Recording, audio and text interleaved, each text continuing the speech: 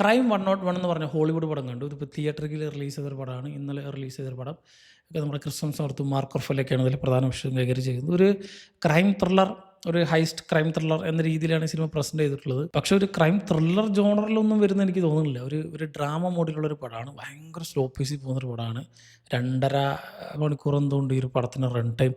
വളരെ മെല്ലെ എന്ന് പറഞ്ഞാൽ എഴഞ്ഞിട്ടാണ് ഈ പടം പോവുക. പക്ഷേ നല്ല രസമുണ്ട് കണ്ടിരിക്കാൻ.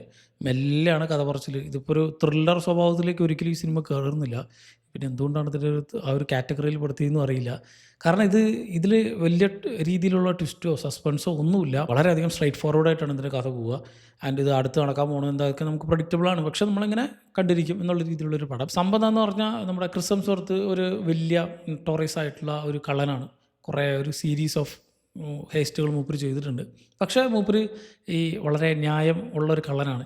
ആരെങ്ങനെ ദ്രോഹിക്കുകയോ വേദനിപ്പിക്കുകയോ ഒന്നുമില്ല. അങ്ങനത്തെ രീതിയിലുള്ള വളരെ സത്യസന്ധനായ ഒരു കള്ളൻ. അപ്പോൾ ഇങ്ങരുടെ ഈ സത്യസന്ധത തന്നെ ഇങ്ങനെ പിടിക്കാനുള്ള കാരണങ്ങളാവും. സോ മൂപ്പര് അന്വേഷിച്ച് നടക്കുന്നതാണ് നമ്മുടെ ഹൾക്ക്, മാർക്ക് റഫലോയുടെ ക്യാരക്ടർ. മൂപ്പര് ഈ അടുത്ത് ഇതേപോലെ തന്നെ ഒരു കിടിലം സീരീസ് ചെയ്തിട്ടുണ്ടായിരുന്നു, ടാസ്ക്. അത് കിടിലം പെർഫോമൻസ് ആയിരുന്നു അതിൽ. നല്ല അടിപൊളി സീരീസും. സോ അടുത്തൊരു അതേപോലത്തെ ഒരു ക്യാരക്ടറാണ് മൂപ്പർക്ക്, ഒരു ഡിറ്റക്റ്റീവ് അല്ലെങ്കിൽ ഒരു ഇൻവെസ്റ്റിഗേറ്റീവ് ഓഫീസറായിട്ടുള്ള ക്യാരക്ടറാണ് മൂപ്പർക്ക് ഇതിൽ കിട്ടിയിട്ടുള്ളത്. സോ മൂപ്പര് ആളുടെ പുറകെ ഇങ്ങനെ അന്വേഷിച്ച് നടക്കുന്നു. ഇവരെ പിടിക്കാൻ പറ്റുമോ ഇല്ലയോ എന്നുള്ളതൊക്കെയാണ് ഈ സിനിമയിൽ. പ്രത്യേകിച്ച് ഇപ്പോൾ വില്ലൻ ഹീറോ എന്നൊന്നുമില്ല. നമ്മുടെ ബാരി കീഗൻ ഇടയ്ക്ക് വന്നു പോകുന്നുണ്ട്. ആളാണ് ഒരു പ്രത്യേകതരം വില്ലൻ ഷെയ്ഡുള്ളതെന്ന് പറയാം. ബാക്കി ഇപ്പോൾ അങ്ങനെ ഹീറോ വില്ലൻ എന്നൊന്നുമില്ല. ഒരു ക്യാപ്റ്റൻ മോസ് ഗെയിമാണ്. പക്ഷേ വലിയ ട്വിസ്റ്റോ സസ്പെൻസുകളോ ഒന്നും ഇല്ലാതെ വളരെ സ്ട്രേറ്റ് ഫോർവേഡായിട്ട് വളരെ പ്ലെയിൻ ആയിട്ട് പോകുന്നൊരു കഥ. പക്ഷേ വലിയ ബോറടിയോ ലാഗടിയോ ഒന്നും ഇല്ലാതെ സിനിമ പ്രസൻറ്റ് ചെയ്തിട്ടുണ്ട്. അല്ല, ഈ സിനിമയിൽ ഈ പറഞ്ഞ പോലെ ഇതിൽ കഥയിൽ വലിയ ട്വിസ്റ്റോ സസ്പെൻസ് ഒന്നും ഇല്ലാത്തത് കൊണ്ട് ഇതിൽ മേക്കിംഗ് കുറേ ഇവർ നോക്കിയിട്ടുണ്ട്. പ്രത്യേകിച്ച് സിനിമാറ്റോഗ്രഫി ഇത് കണ്ടിരിക്കാൻ നല്ല രസമുണ്ട്. ഇതിൽ എഡിറ്റിങ്ങിൽ ഒരു മാച്ച് കട്ട് ചെയ്തിട്ടുള്ള കുറേ സാധനങ്ങളുണ്ടല്ലോ, അത് നന്നായിട്ട് അതിങ്ങനെ എവിഡൻ്റ് ആയിട്ട് സിനിമയിൽ നിൽക്കുന്നുണ്ട്. വേണം കുറച്ച് കുത്തിക്കയറ്റി ചെയ്യുന്നതല്ല. പക്ഷേ സിനിമയിൽ ആ ഒരു സ്ക്രീൻ പ്ലേ ഇങ്ങനെ മാറുന്നതോടെ ഓരോ സാധനങ്ങളും ഓരോ ഷോട്ടുകളും ഇതുപോലെ മാച്ച് കട്ട് ചെയ്തിട്ട് നല്ല കിഡിലിനായിട്ട് ഇങ്ങനെ സ്റ്റിച്ച് ചെയ്ത് ഇവർ ചെയ്തിട്ടുണ്ട്. സോ എഡിറ്റിംഗ് ഇതിന് അടിപൊളിയാണ്. അത് എടുത്തപ്പോൾ തന്നെ അല്ലെങ്കിൽ ഷൂട്ട് ചെയ്ത സമയത്ത് തന്നെ അത് അവർ മനസ്സിൽ കണ്ടിട്ടുണ്ടാവും. പക്ഷേ അത് നന്നായിട്ട് വർക്കായിട്ട് ഔട്ട്പുട്ട് നന്നായിട്ട് വന്നിട്ടുണ്ട് ഈ സിനിമയിൽ. സോ ഇതുപോലെ മാച്ച് കട്ട് ചെയ്തിട്ടുള്ള കുറേ സാധനങ്ങളുണ്ട്. തന്നെ ഇതിലെ ബാക്ക്ഗ്രൗണ്ട് സ്കോറൊക്കെ ഭയങ്കര സ്ലൈറ്റ് ആൻഡ് സബ്റ്റിലായിട്ടാണ് കൊടുത്തിട്ടുള്ളത്. പക്ഷേ കൊടുത്ത സ്ഥലങ്ങളിലൊക്കെ ഗംഭീരമായിട്ട് ഇവർ ചെയ്തിട്ടുണ്ട്. എക്സാമ്പിൾ ഒരു ചെറിയ ചേസ് സീക്വൻസുകളൊക്കെ വരുന്നത് ഈ സിനിമ ഞാൻ ഈ പറഞ്ഞ പോലെ ത്രില്ലർ കാറ്റഗറിയിൽ ഒരിക്കലും വരില്ല.